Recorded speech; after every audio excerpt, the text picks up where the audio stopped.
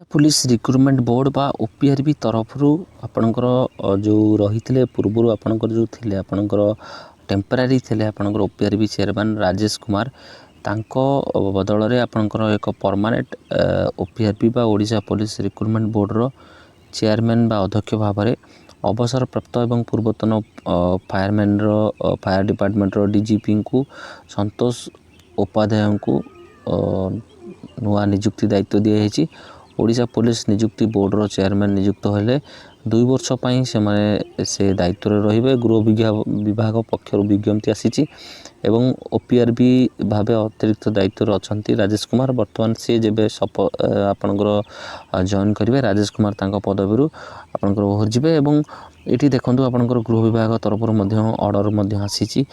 Order आपनकर mention रहिची जे कि Odisha police recruitment board रो नूतन आपनकर भावे आपनकर संतोष उपाध्याय आईपीएस रिटायर्ड से चार्ज नेले एवं 2 वर्ष पर्यंत से रहिबे। एवं देखंतु आपनकर जे पूर्वतन फायरमैन रो डीजीपी एवं नूतन ओपीआरबी चेयरमैन भावे नियुक्त हेले। अपकमिंग डेज रे आपनकर ओडिशा पुलिस तरफ 3000 ऊर्ध्व वैकेंसी आसुची एवं जो वैकेंसी टी आपनकर मार्च मास रे ही आसीबो संभावना 100% रही है आसो कहीं इलेक्शन कोड ऑफ कंडक्ट लगे पूर्व समस्त प्रोसेस गवर्नमेंट सारूची। बर्तमान देखो सिविल डिपार्टमेंट समस्त पदवी आसीगला। गृह विभाग तरफ पुलिस डिपार्टमेंट पदवी बाकी रही।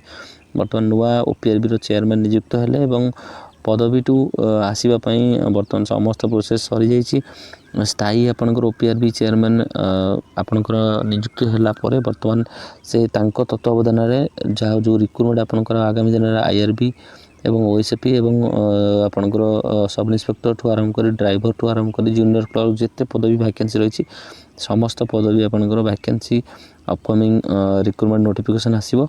एवं आपण माने जो वरीड होचंदी जे कि केबे हबो केबे न हबो जो वरीड होतले आपण माने टिके अपेक्षा करंतु समस्त प्रोसेस ही वर्तमान आसी जिवो। कहीं पूर्व जो गवर्नमेंट रो मीटिंग अनुसार 29,000 पदवी आपनकर इलेक्शन पूर्व आसीबो।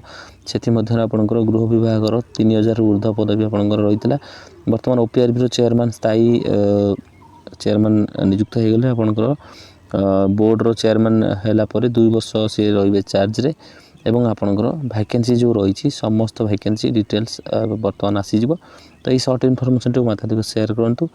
ओडिशा पुलिस रो ओपीआरबी नुआ चेयरमैन नियुक्त हो गले। वर्तमान रिक्रुटमेंट प्रोसेस आगो को बढ़िबो एवं ए संबंधी किछि ऑफिशियल अपडेट आसले म आपण मानन को तुरंत अपडेट प्रोवाइड करबी।